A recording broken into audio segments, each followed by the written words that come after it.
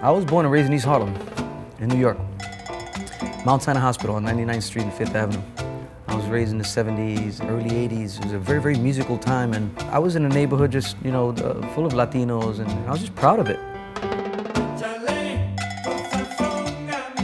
Where I was raised, it was in the projects, and I was always surrounded by music. Everybody played their own music out the windows. Everybody just had to sort of outdo the next apartment and put the speakers out, facing out, you know what I mean? So you'd hear Hector Lavoe, you'd hear Juan Gabriel, you'd hear Gladys Knight and the Pips, and just everybody's taste. And it was like the melting pot of all kinds of music. And at home as well. My dad, he was a musician and couldn't practice it as much as he would have liked because he had 3 jobs, manual labor jobs, and worked hard. We were just always working to put food on the table. It wasn't until when I was older that I could really understand and appreciate how frustrating that must have been. There was always music there. Felipe Rodriguez, Odilio González, El Gallito de Manatí. And I had a group called Grupo Villalba. My dad's friends would bring their own instruments, bongos and pots and pans, and just all night. And as long as the beer was flowing, they wouldn't leave. He always wanted to sing. He wouldn't quit until we say, okay. He would get on the table and sing the only song he knew, El Solsar. That's the only song he knew. And I used to play in small social clubs, and I used to take him. That's when he showed that he could sing. And all the ladies fell in love with that little kid. One day he got lost. I was playing in a place called Chevere. After he sang, he disappeared. I'm looking for my little boy. Where is my boy?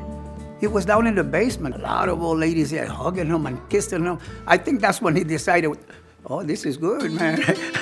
Oh. I just wanted to be my dad.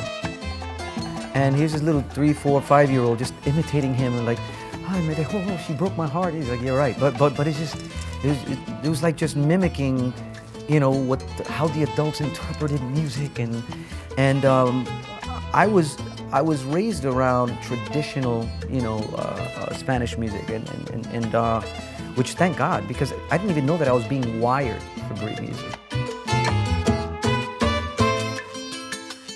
When I first heard him, when he started singing, in New York, first time I heard him on the radio was a car went by, and I heard him singing. I couldn't believe it. That's my son singing. My little Tony, a big star. I'm everything my father taught me. That seed that my dad planted in me, I guess I become an ambassador of our culture and our music, and I'm proud of it. I feel excited every time I hear him. I mean, the excitement never dies. But one thing though, when I go see his shows, I don't see Marc Anthony. Marc Anthony to me is, you know, something that came out later. I still see my little boy Tony singing. And it's very exciting. With all the passion I have for music, it's inconceivable to me to not be able to practice it. I can't believe he became such a big star, and you know, it's very, very hard to grasp. He's just this hardworking man who sacrificed his dreams in order to provide for his family. In some interesting way, I guess, I got to fulfill my dreams because of his sacrifice. It freed me up to do what I needed to do because I knew that he was always going to take care of me. And now it's his turn.